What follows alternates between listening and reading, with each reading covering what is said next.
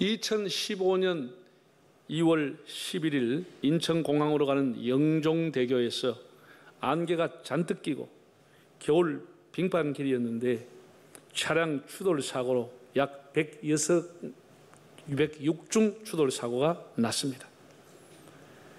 그야말로 설상가상이었습니다. 2월이었는데 눈 위에 서리가 났어요. 서리가 앉아가지고 그냥 빙판이었습니다. 고속도로에 차가 얼마나 열심히 또 빨리 달립니까? 고속도로에서 차 사고는 혼자 끝나지 않습니다. 여러 대, 심지어는 수백 미터까지 연쇄 추돌 사고가 나는 겁니다. 그래서 그때 사망이 3명, 부상이 129명, 차량 106대가 파손된 대형 사건이었습니다. 사람들은 21세기, 지금 우리가 살아가는 세기를 가리켜서 추돌의 세기라 이렇게 말합니다. 아무리 내가 정신을 차리고 운전을 잘하고 운전대를 잡고 법규를 준수하고 신호등을 지키고 있어도 뒤에서 가속도로 와서 땅 내 차를 박으면은 어쩔 도리가 없는 겁니다. 내가 피해를 주고 싶지 않아도 그 힘에 의해서 앞에 있는 차를 또 박을 수밖에 없는 겁니다. 연쇄적으로 충돌하게 되는 것입니다. 자동차 사고만 그런 게 아닙니다.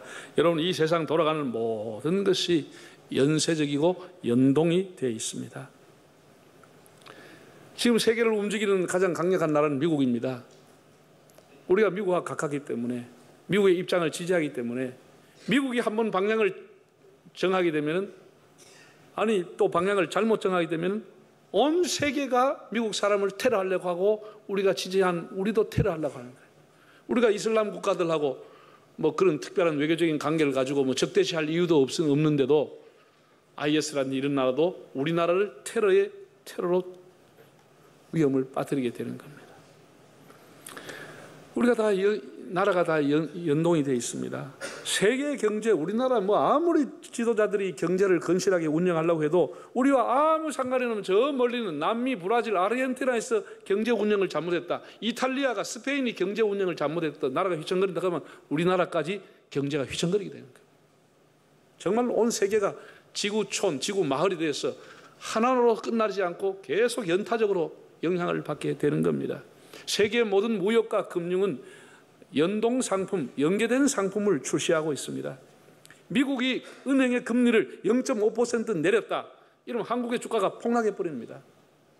미국이 0.5% 올리는데 그걸 빼가지고 미국으로 가버리는 겁니다. 지금은 대기업 하나가 예를 들어가지고 무슨 문제가 있어서 도산한다. 이러면 수만 명의 실직자가 생기는 겁니다. 그래서 그것을 방지하기 위해서 어쩔 수 없이 국민의 혈세, 세금을 투자해서라도 그 기업을 살리려고 하는 겁니다. 대기업 하나가 무너지면 수백 개의 중소기업이 다 문 닫았습니다. 그 도시에 수만 명의 사람이 하루아침에 실직자가 되는 겁니다. 이렇게 다 연쇄되어 있는 겁니다.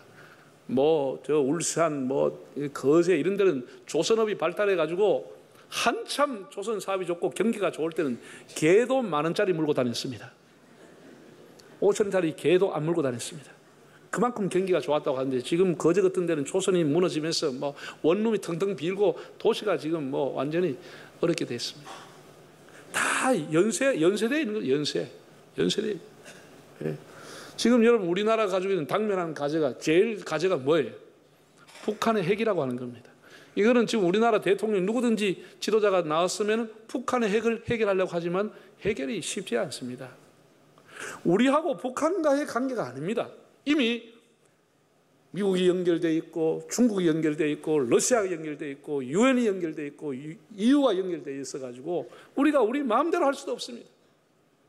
그래서 북한이 핵을 하나 개발할 때마다 온 유엔이 떠들고 성명서를 발표하고 대책을 세우고 소동을 하는 것입니다. 이것은 이미 우리의 문제가 아니고 온 세계의 문제가 되어버린 겁니다. 여러분 요새 봤어요. 장관한 사람, 그 사람을 잘못 세우거나 장관한 사람을 세운다고 하면 온 나라가 시끄러운 겁니다. 온 나라가 그냥 뭐 국회의원 한두 사람이 잘못하면 그 정당의 지지율이 곤두박질 쳐버립니다. 그 사람으로 끝나는 게 아닙니다. 의사, 교수, 공무원, 뭐 선생, 회사원 한두 사람 실수하면 그 공동체 전체를 다 공격합니다. 조롱당합니다. 그런 세상이 되어버렸습니다. 내 혼자의 일이 아닙니다. 그래서 우리가 참 한 번 더 생각하고 겸손해야 되지, 내가 여러 공동체에 피해를 주지 않도록 해야 되는 겁니다. 모든 연결됐습니다. 이 추돌의 끝이 어디냐는 것입니다. 이거를 탁 치면은 여기서 끝나는 게 아니고 이 추돌의 끝이 어디냐는 겁니다. 이 땅에서 사람들이 하는 일이 땅에서 끝이 납니까? 땅에서 추돌이 끝납니까? 아니에요. 반드시 사람이 하는 모든 일의 끝은 저 위에 계신 분 하나님하고 연결이 되어 있습니다. 마지막에는 그분에게 연결이 돼서 그분이 허락하시면 문이 열리고 그분이 문을 닫으면 어떤 사람도 문을 열 수가 없는 겁니다. 우리 인생살이의 모든 지점의 마지막 연결 추돌의 끝 지점은 하나님에게 가 있는 겁니다. 네.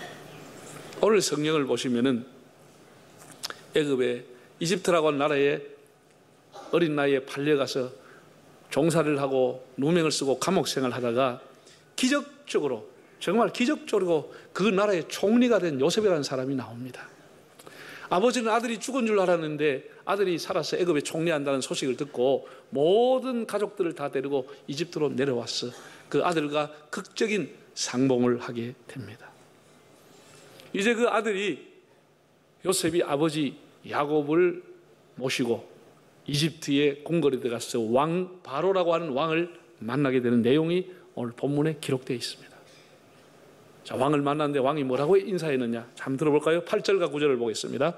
바로가 야곱에게 묻되 네 나이가 얼마냐? 야곱이 바로에게 아뢰되 내 나그네 길의 세월이 130년이니이다. 내 나이가 얼마 못되니 우리 조상의 나그네 길에 연조에 미치지 못하나 무슨 세월을 보냈다고요? 험악한 세월을 보냈습니다. 당신의 나이가 얼마요? 왕이 이제 물어본 거예요. 그 노인장을 보고. 그랬더니 제 나그네 길이 130년입니다. 130년을 살았다는 것이죠. 그러나 130년은 험악한 세월을 살았습니다. 이렇게 얘기했습니다. 조선어 성경을 보면은 야곱이 바로에게 만수무강을 빌자 바로가 야곱에게 물었다. 얼마나 수를 누렸소? 야곱이 대답하기를 이 세상에서 떠돌기 130년입니다. 그러나 살아온 나단이 굳은 날이었습니다. 라고 했다는 겁니다. 예. 사람이 대뜸 아무리 왕이지만은 당신 나이가 얼마요? 이렇게 물었다는 겁니다. 여러분 우리 한국 사람들은 예의에 사람 만나가지고 처음부터 나이가 묻는 사람 거의 없습니다. 한참 사귀고 난 뒤에 뭐 대충 눈치로 알든지 아니면 뭐 어떻게 이렇게 알지 만나자마자 그 나이가 몇 살인겨? 이래가지고 뭐 싸우려고 하는 것이지 시비 붙으려고 하는 것이지 그렇게 묻는 사람은 없습니다. 나이가 얼마냐? 이렇게 물었다는 겁니다. 그러면 단순히 바로라고 하는 왕이 한 노인의 나이를 알고 싶어 물었을까요? 아니라고 하는 거예요. 이건 함축적인 질문을 담고 있는데 쉽게 말해서 당신이 그동안 무엇을 하고 살았습니까? 지금 당신은 뭘 하고 있습니까? 앞으로 당신은 어떻게 살려고 합니까? 이런 과거와 야곱의 현재와 미래에 대해서 함축적인 질문, 그의 인생의 이력을 물어보는 겁니다. 학벌의 이력, 수상의 이력, 경력의 이력이 아니라 당신의 인생의 이력을 물어보는 겁니다. 당신 지금까지 어떻게 살았습니까? 이렇게 물어본 겁니다. 야곱은 그 질문 앞에 나그네와 같이 살았고 내 인생의 130년은 험악한 세월을 살았습니다. 라고 대답을 합니다. 험악한 세월, 그게 야곱의 인생 이력서입니다. 여러분들은 지금까지 어떻게 살았습니까? 여러분의 나이가 얼마입니까? 지나온 세월이 다 아름답고 행복한 날이었습니까? 야곱처럼 험악한 세월을 살았습니까? 여기 아마 연세가 많은 분 중에서도 인생 살아오면서 참 이별의 아픔, 자식을 먼저 앞세우는 아픔, 대수술을 받기도 하고 또 6.25 때 생사의 고비를 넘긴 분도 있을 거고 가난한 집에 태어나서 어린 나이에 가난의 굴레를 벗기 위해서 온갖 험한 일을 한 분들도 있으리라고 봅니다. 사람이 사업을 한다 그러지만 직장에서 한다 하지만 다 외줄타기 인생입니다. 그 줄을 잡고 아슬아슬하게 경쟁하면서 살아가는 인생입니다. 그 사연, 그 눈물, 아픔, 그 무거운 인생의 짐, 책을 써도 한 권이 부족하죠. 더구나 여성들은 과거에 우리 어머니 시대 과거의 여성들은 정말 집에서 대접 못 받았습니다. 거의. 예. 더구나 가난한 집에 태어나면 멸시받고 무시당하고 서러움의 눈물을 흘리면서 안 겪어도 될 것을 겪고 안 들어도 될 말을 듣고 그렇게 자라고 서러움 속에 자라게 됩니다. 야곱이라고 하는 사람 인생 제가 여러분에게 설명하지 않아도 야곱은 형제와 싸우면서 아비 집을 떠날 수밖에 없었습니다. 고향을 떠날 수밖에 없었습니다. 풍찬노숙하고 처가살이 20년 하고 사람들에게 많은 고통과 멸시를 받았습니다. 그의 인생은 질곡과 눈물과 갈등과 아픔과 분노의 연속이었습니다. 자기 딸이 나가서 고통당했고 어느 날 요셉 같은 그 아들을 잃어버렸다고 하는 거짓말에 속아가지고 아내를 먼저 잃어버리고 자식도 잃어버리고 눈물과 고통 속에 자기 생애를 보냈습니다. 그래서 야곱이 당신의 나이가 얼마냐고 물었을 때 내가 130년 나그네 세월을 살았지만 험악한 인생을 살았다고 얘기한 겁니다. 예. 남을 속이기도 하고 속기도 하고 남의 것을 빼앗기도 하고 뺏기기도 했던 남의 눈에 눈물을 나게 하고 지 눈에는 피눈물이 나게 했던 지나가는 과거 그런 험악한 세월이었다. 이렇게 얘기했습니다. 예. 여러분 우리가 살아가는 게 인생이 살아가는 게 행복한 날보다 고통스러운 날이 더 많은 거예요. 예. 예수님께서 우리 인생을 뭐라고 말씀했냐 이렇게 말씀했습니다. 한번 성경을 한번 볼까요? 마태복음 11장 시작. 수고하고 무거운 짐진 자들아 다 내게로 오라. 내가 너희를 쉬게 하리라. 예수님께서 우리 인생을 볼 때 수고하고 무거운 짐을 지고 살아가는 인생이라고 했습니다. 이 짐을 불어놓을 때도 없고 이 짐을 안 맡을 수도 없고 인생의 무게가 무겁지만은 이 짐을 지고 가는 수고하고 무거운 짐을 지고 가는 인생이다. 예수님 그렇게 말씀했습니다.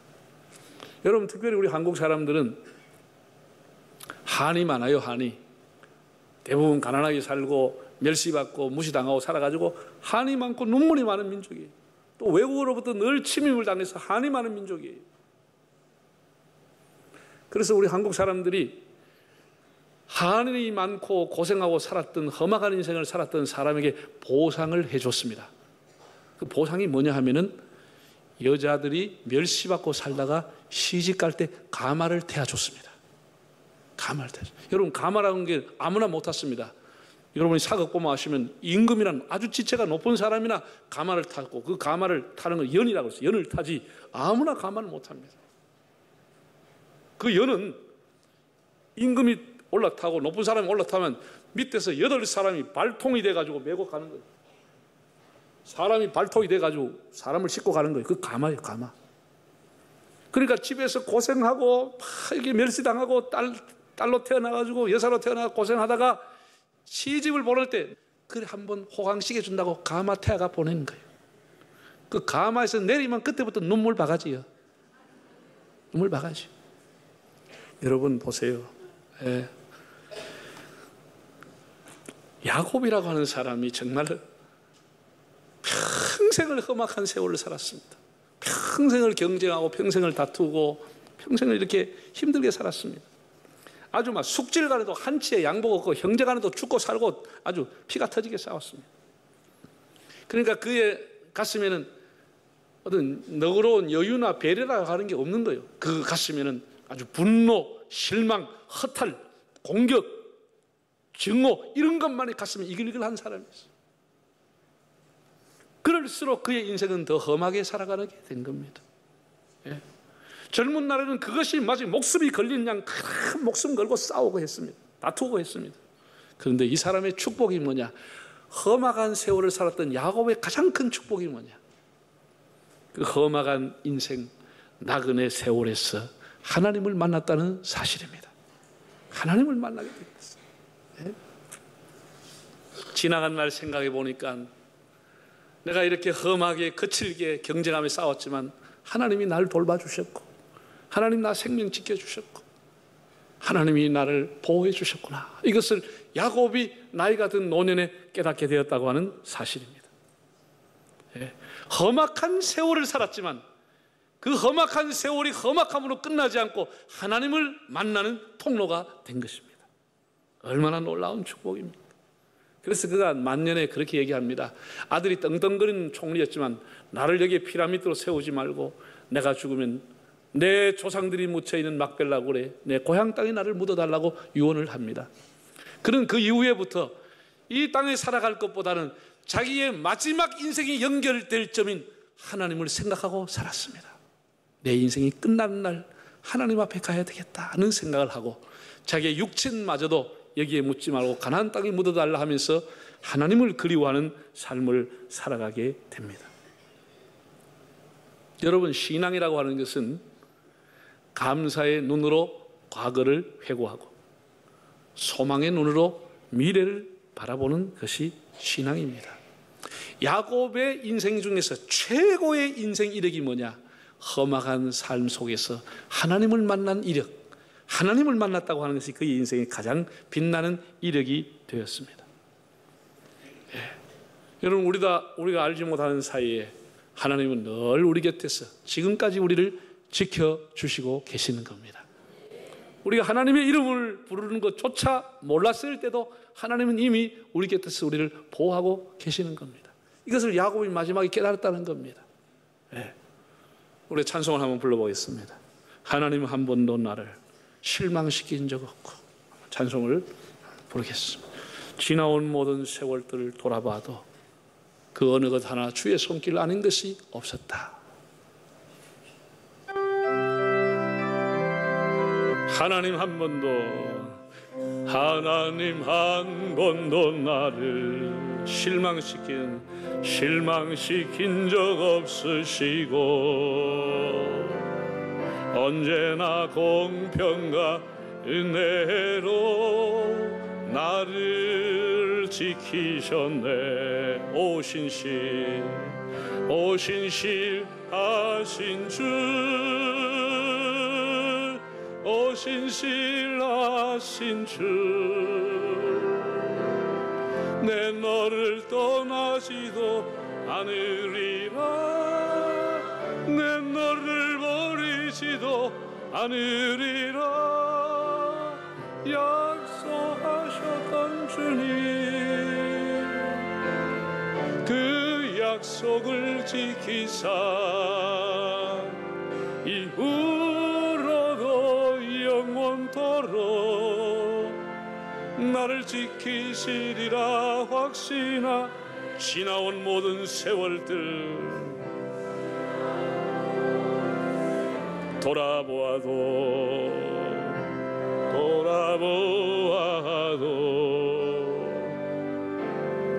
그 어느 것 하나 주의 손길 안 미친 것 전혀. 아멘. 오 신실하신 주, 오 신실하신 주, 내 너를 떠나지도 않으리라, 내 너를 버리지도 않으리라 약속하셨던 주님, 그 약속을 지키사 이후로도 영원토록 나를 지키시리라 확실하네. 할렐루야. 하나님은 한 번도 우리를 떠나지 아니하시고 우리가 하나님의 이름을 부르는 것조차도 잊고 살 때 하나님 우리 곁에서 험악한 인생 속에서 우리를 지켜주셨습니다. 여러분, 우리의 인생은 지나갑니다. 그리고 살같이 빠르게 갑니다. 야곱이라고 한 노인의 인생 이력을 통해서 험악한 인생에서, 굴곡이 많은 인생에서 파란만장 새옹지마 이럽 편주의 삶을 살고 영역이 교차되는 삶을 살았지만, 그 무거운 짐을 지고 험악한 삶을 살았지만 그것이 다 하나님을 만나는 통로가 됐습니다. 여러분은 지금까지 어떻게 살았습니까? 여러분의 연세가 얼마나 됩니까? 우리의 배후에 하나님이 있음을 믿으시기를 바랍니다. 저는 수많은 장례식을 집례했습니다. 그 장례식장에서 간속에 묻힌 분들의 무언의 교훈을 듣습니다. 그런 말하지 않았지만 우리에게 무언으로 교훈하기를 우리의 인생은 유한하며 나그네의 길이고 끝이 있습니다. 우린 우리 생의 주인이 아닙니다. 영원하신 하나님을 잘 섬기십시오 라고 하는 무언의 음성을 듣게 됩니다. 죽음이 끝이 아니고 마지막 점이 하나님이 있다고 하는 사실을 그들은 우리에게 교훈해 주고 있습니다. 여러분, 사우나나 이런 데 가면은 모래시계라는 게 있습니다. 모래시계. 위에서 모래가 점점 밑으로 떨어집니다. 5분, 7분 이렇게 설정한 시간이 되면 다 떨어집니다. 모래시계의 특징은 밑에 있는 것을 위로 올릴 수가 없습니다. 떨어지면 끝나는 겁니다. 오늘 여기 오신 분들 중에 거의 자기 개인의 인생의 모래가 절반이 밑으로 내려간 사람도 있습니다. 3분의 2가 내려간 분도 있습니다. 이제 모래가 얼마 남지 않았습니다. 이 모래 떨어지면 우리 인생 끝나는 겁니다. 그리고 그 떨어진 모래를 다시 뒤집어 올릴 수도 없습니다. 그리고 모래가 끝나면 끝나는 것이 아니고 그 모래가 끝나는 지점에 마지막 충돌이 어디냐? 하나님이 계시는 겁니다. 하나님이 계시는 겁니다. 예, 한번 따라합시다. 인생은 연습이 없습니다.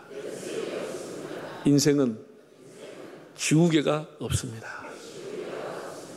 인생은 생방송입니다. 인생은 녹화가 없습니다. 그건 안 따라해도 됩니다. 인생은 녹화가 없습니다. 그냥 생방송으로 끝나버립니다. 다시 못 사는 것. 다시 모래 주머니 위로 올릴 수 없습니다. 우리 모래가 다 떨어지면 그게 하나님이 계시는 겁니다. 사람에게 기회는 많지 않습니다. 우리가 참 제가 1년에 한 번씩 이렇게 사람들을 초청해 보면 많은 사람들이 마음에 나 이제 예수 믿어야지 이런 생각을 꼭 이때 하게 됩니다. 이집트의 왕 바로는 야곱이라고 하는 초면의 노인에게 대뜸 당신의 나이가 얼마나 됩니냐라고 물었습니다. 단순한 나이를 묻는 것이 아니고 그동안 어떻게 살아오셨는지를 인생의 이력을 물어본 것입니다. 그럼 앞으로는 어떻게 살아가실는지를 역시 물어본 것입니다. 지금까지 우리는 인생의 강에서 세월의 강에서 여러분이 힘써 낚시했지만 무엇을 낚았습니까? 여기까지 오늘까지 살아오신다고 얼마나 애를 썼습니까? 우리가 험악한 인생으로 끝내면 얼마나 억울합니까? 야곱은 험악한 인생에서 하나님을 만난 것이 최고의 축복이었습니다.